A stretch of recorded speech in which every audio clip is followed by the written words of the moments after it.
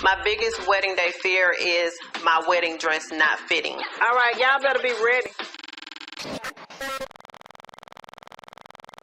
Be still right now. Don't breathe. I need you to hold. So these are the first two dates for the diary. 10:20 Friday night and live 3:40 Saturday afternoon. Fear storms to your weekend plans. No one in North Central Montana. Civil authorities in your area have reported that the bodies of the dead are rising from their graves and attacking the living. Follow the messages on screen that will be updated as information becomes available.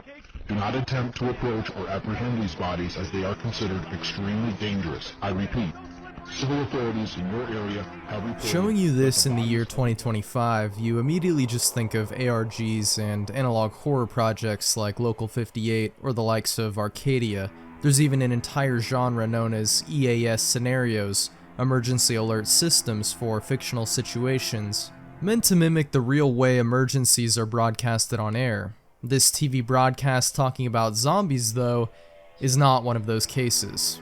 In fact, this was well before the analog horror and ARG craze of the internet, back in 2013.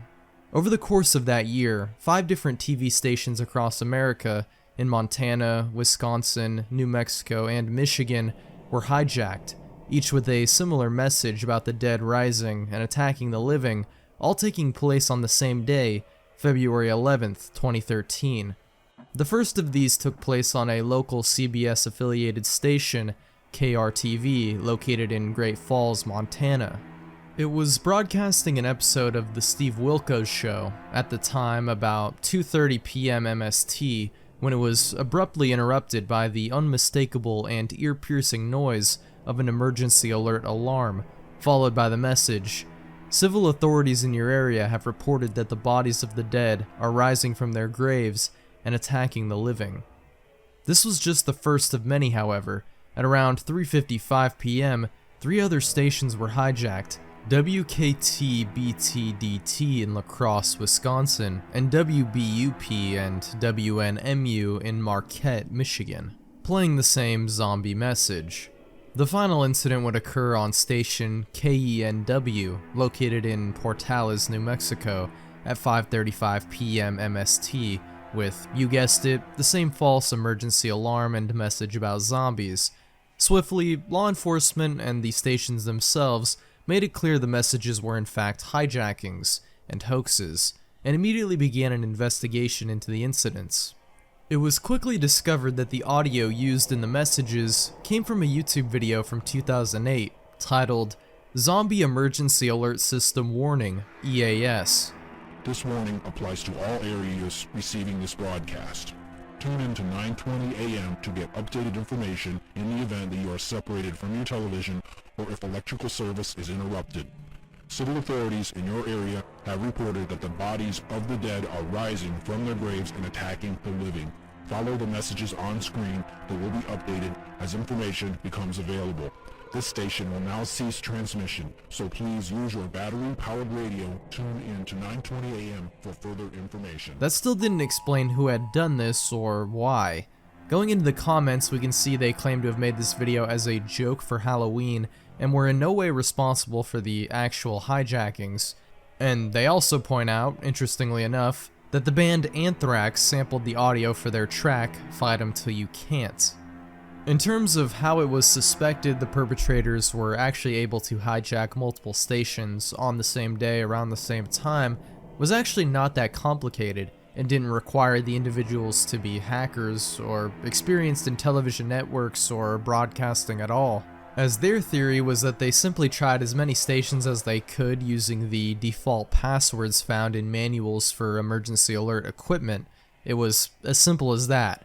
This meant they were nowhere close to finding out who was responsible, and like a lot of other TV hijacking incidents, they never did. Following this though, the FCC and FEMA did their best to educate networks about the importance of cybersecurity and updated them on other loopholes and known vulnerabilities and exploits that could have been used to gain access to the systems. Strangely enough though, in February of 2017, a radio station was hijacked in Randolph County, Indiana, called WZZY, which played the same message, although it's unclear if the same individuals were involved or if this was just a copycat prankster. Either way, these are definitely some of the most prolific and interesting TV hijackings to have taken place in recent memory. Another infamous broadcast intrusion occurred back in 1987 on September 6th. The Playboy channel was airing the movie Three Daughters from 1949 when suddenly, without warning, a text-only message was displayed reading, "Thus saith the Lord thy God, remember the Sabbath and keep it holy. Repent, for the kingdom of heaven is at hand." A quote from the Bible verses Matthew 4:17 and Exodus 28. The incident was likely never recorded, as no footage is known to exist, with the only proof of it really happening being this alleged screenshot of the message in question, as well as the subsequent investigation into the interference, which led to the arrest of an employee of the Christian Broadcasting Network by the name of Thomas Haney, who denied any involvement in the hijacking.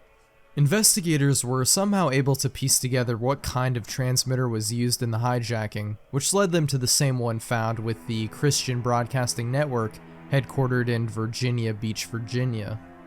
From here, it didn't take them long to locate their suspect, who had previously been acquitted of another charge involving television broadcast hijacking, and was also on the scene at the time of the jamming, conducting his job as an uplink engineer, seemingly with the available means to perform the intrusion. Still, both the prosecution and defense were unable to recreate the type of hijacking that had been pulled off with the CBN equipment. Regardless, Thomas Haney was found guilty on 2 charges related to the broadcast intrusion. He received 3 years probation, 150 hours of community service, and a $1,000 fine. Following this, he still proclaimed his innocence.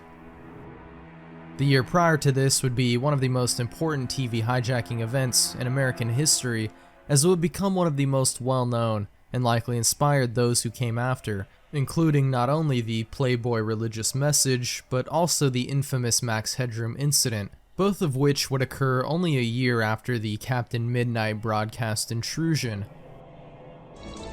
The Criminal Division is looking into a weekend incident in which someone suddenly interrupted a home box office movie on cable. It may have been a sophisticated prank, but as ABC's Bill Blakemore reports, nobody is laughing. Despite the mysterious name, this case is actually quite innocuous and kind of hilarious actually. On April 27th, 1986, at 12:32 a.m. EST, during an airing of spy thriller The Falcon and the Snowman on HBO, the signal was hijacked and replaced with a simple message, which was left for at least 5 minutes before being taken off the air, which simply read, "Good evening HBO, from Captain Midnight, $12.95 a month? No way. Showtime/Movie Channel, beware." Definitely an interesting way to protest a channel price hike, but I can't exactly say I blame the guy either. If you plug these numbers into an inflation calculator, you're looking at more like $32 a month. But then again, nowadays the HBO Max premium subscription is $20.99 a month, so really not that far off. And if you bundle it with Hulu and Disney Plus, then you are actually looking at like $30. Although this $12.95 figure actually reflects the price that dish owners would pay compared to cable, which at the time was the more affordable option. It seems this man also felt the same way about the pricing of other networks, threatening both Showtime and the Movie Channel in the message as well. It wouldn't be long though until Captain Midnight would be identified. Unfortunately for John R. McDougal, he had been bragging about the hijacking and was overheard by a man who reported it to the authorities, which led them to a man in Ocala, Florida, who operated as a master control operator at a satellite telecommunications port, and certainly had the means and technological background to perform the intrusion. McDougal admitted to the crime, saying he did it because he was upset at HBO for raising their prices, not because of personal consumption, but because it was hurting his primary business of selling satellite dishes, with his other job as a telecommunications operator being merely a second job to make ends meet because his business wasn't performing well. McDougal pled guilty to transmitting without a radio license and was given a year of probation as well as a $5,000 fine. Since this was one of the first major cases involving a broadcast intrusion like this in the United States, it resulted in a revision to the United States Criminal Code, which made satellite jamming from this point on a felony. Still, that wouldn't exactly deter would-be TV pirates, and in fact, only emboldened them, showing that it was possible, they just had to be more careful. Captain Midnight likely wouldn't have been identified either if he just kept his mouth shut. And if he was just one guy, think of what a competent group of engineers or hackers could do. And that brings us to the Max Headroom incident. Of course, everyone saw this coming. No list of TV hijackings would be complete without it, even though everyone on the internet at this point has likely heard of it, especially if you've been following this channel for a while, as I did an entire deep dive into just this one incident, which can be found here.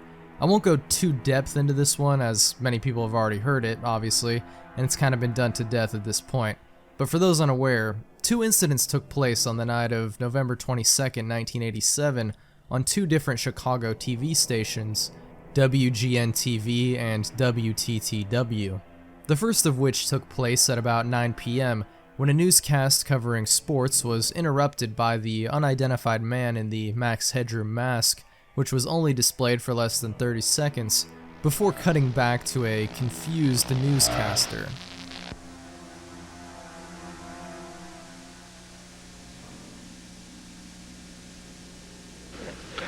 Well, if you're wondering what's happened, so am I. Actually, the computer that we have running our news from time to time took off and went wild. So what we're going to do is start over from the top of the Bears and tell you once again about the 30-10 victory they had over Detroit today out at Soldier Field. This is the lesser known incident, as the only sound audible during this brief interruption was a piercing buzzing noise. The second incident is what would make this signal hijacking the most infamous in history, and still one of the great television mysteries yet to be solved. About 2 hours later, an episode of Doctor Who was airing on WTTW, which was hijacked by the pirates, and with no one available at the transmitter tower able to stop them, this interruption went on for about 1 minute and 30 seconds. And while the audio and visuals are distorted, the man in the Max Headroom mask is able to speak to the camera and the audience, although it's hard to make sense of what he's saying, and at the best of times hard to articulate what he's even trying to convey here, referencing New Coke's slogan advertised by the real Max Headroom, as well as humming the song of the TV series Clutch Cargo, making references to a sportscaster known as Chuck Swirsky, and the network WGN, which he called World's Greatest Newspaper Nerds, before being slapped by a person with a fly swatter. Despite a criminal investigation conducted by the FCC, and internal investigations done by the local TV stations involved, no one was ever identified in connection to these pirate broadcasts, leaving it an infamous incident with speculation over who committed the hijackings going back decades. Many suspects have been presented over the years, some of which I detailed in my deep dive video, but no one has ever been conclusively linked to the intrusion and the making of these strange broadcasts.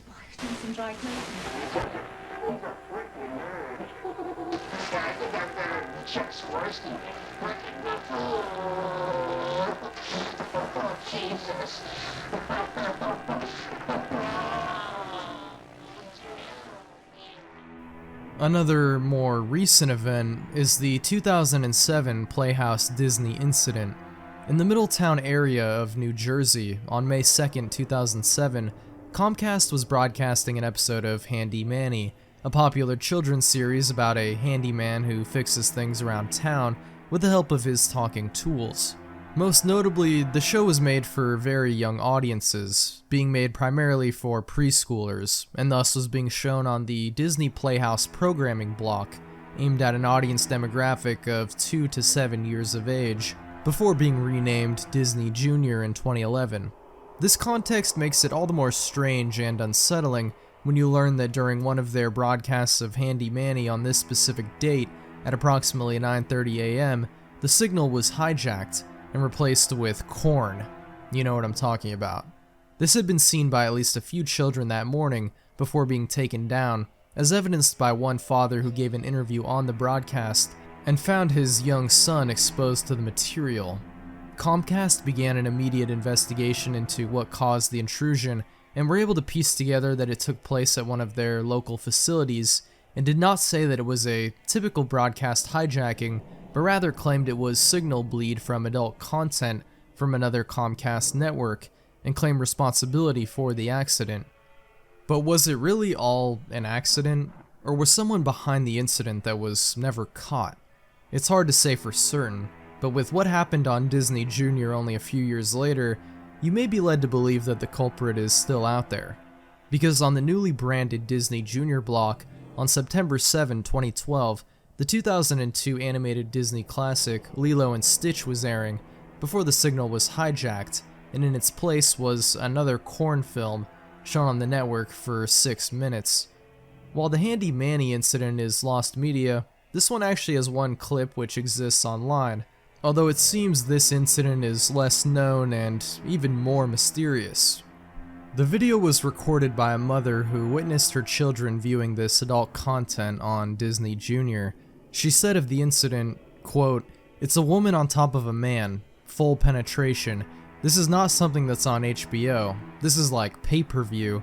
I'm astonished that this is on here." This all occurred on Dish Network, who claimed that they were investigating the incident and had strong and operational controls in place, such as content encryption, to ensure something like this doesn't happen. Nothing, as far as I could tell, came of the investigation, but it seems in both instances the hijacking was done deliberately by a malicious third party, likely someone who worked closely in broadcasting, or they could just both be grave errors, although I find it a bit unlikely given the amount of cases there are like this. The footage shown is never something innocuous, it's usually just corn, as is the case with another infamous signal intrusion. Taking place much earlier at a much more publicized event was the WMGT-TV hijacking, which occurred during live broadcast footage of the first game of the World Series in 1988, the championship of Major League Baseball between the Oakland Athletics and Los Angeles Dodgers on October 15th, 1988. For about 10 seconds during the second inning, the footage of the game was replaced by a black and white corn film before returning to the game. This hijacking, because of it taking place during such a publicized and viewed event, made headlines, and a short investigation of the incident followed suit. According to the station manager, it was all a mistake, done by a technician who remains unidentified but was fired following the incident, claiming they had accidentally used the wrong switch on the master control panel, cutting to a signal containing pornographic material, although since this seems to be a common prank among people working closely with TV stations, it's also very possible that it wasn't an accident and rather a deliberate hijacking by the same technician who was fired, although no charges ended up being filed and the case was quickly shut. Back in 1985, before even the infamous Captain Midnight or Max Headroom incidents, there was a hijacking that took place in Poland and is just one of the many politically motivated TV hijackings which have occurred around the world. This one being so early is simply one of the most notable incidents. Government programs airing in the town of Torun in Poland, including a broadcast of an episode of the police procedural series 07 Come In, were hijacked by a group supporting the Solidarity Movement, also called the Independent Self-Governing Trade Union, with messages directed towards the people superimposed in, such as, quote, "enough price increases, lies, and repressions," as well as, "it is our duty to boycott the election," in reference to the 1985 Polish parliamentary election, which was going to be held just about a month from then, on October 13th, 1985. The perpetrators behind these messages were eventually identified as 4 astronomers at the University of Torun, where they used an 8-bit home computer system known as the ZX Spectrum alongside a transmitter to put the messages over the broadcasts. Due to the high-profile nature of the case, as well as the good reputation of the men in the scientific community as well as academia, they were only given sentences involving probation and a small fine. The same cannot be said, however, of the next group of hijackers. Falun Gong is a religious movement founded pretty recently in China in the 1990s by their leader, Li Hongzhi. Critics describe it as a cult with controversial beliefs, such as having anti-evolutionary views and doubting the efficacy of modern medicine, as well as rejecting many modern Western social beliefs, opposing feminism and homosexuality. However, the group has also been the subject of persecution in China, involving conversion therapies, covered-up deaths, and even, allegedly, organ harvesting. Most people have heard of the 1989 Tiananmen Square protest and subsequent massacre, but less well known is the 2001 Tiananmen Square self-immolation incident, which occurred on Chinese New Year's Eve, January 23, 2001. Following the ban of the religious movement and the subsequent persecution by the Chinese government, 5 people that have been claimed to be members of the movement lit themselves on fire to ostensibly protest this treatment of their group. Although information on this event remains quite vague and muddied, with people claiming that the people were not actually members of the group or that the event was staged, given this kind of self-harm and violence is not permitted within the group. Either way, it seems the Chinese government took this as an example of their group being violent and only pushed harder on their campaign against them. To correct any misunderstandings about this incident, a group within the Falun Gong on February 16, 2002 hijacked TV stations in Anshan, China, and later on in March, additional TV stations in neighboring cities to spread word of their persecution by the government. Later that year, 15 people were arrested in connection to the hijackings, following one final transmission intrusion occurring on September 9th, which targeted national satellite TV. Convicted members were given sentences of up to 20 years in prison for their part in the hijackings. Before this, however, before even Captain Midnight, Max Headroom, even before the TV Solidarity incident, one of the most mysterious and strange broadcast intrusions ever recorded would occur back in November of 1977. During a news summary presented by Andrew Gardner on the evening of November 26th at 5:10 p.m., the audio of the broadcast was replaced following a strange buzzing noise, leaving about 6 minutes of audio behind of a person claiming to be an alien named Vrillon from the Ashtar Galactic Federation, warning of a new age of Aquarius, a great awakening, whatever that is supposed to mean.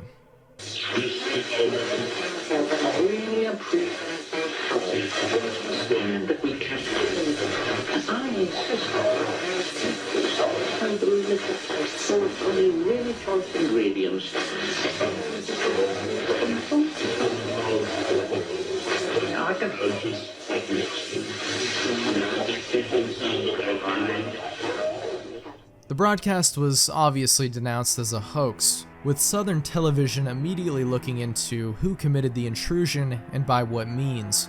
It became clear that while it would take significant knowledge of how transmitters worked, it would be a simple task for someone who knows what they were doing, given how open their transmitter was to intrusions, as they used a rebroadcasting receiver which could be easily overpowered. Still, years, even decades later, no one was ever identified officially in connection with the broadcast hijacking, and we're left to wonder who was truly responsible and why they did it in the first place. That was until the podcast series known as The Interruption was created, documenting the history behind the infamous 1977 incident, as well as the subsequent investigation, and eventually a suspect potentially behind the hijacking and the voice of Vrillon being revealed, known as Gadget Guru, a former pirate radio broadcaster himself, who sounds very similar to the voice of Vrillon and claims to have been responsible for the hoax, even giving an interview about it on the podcast. Although this is obviously just a pseudonym, and their true identity still remains unknown.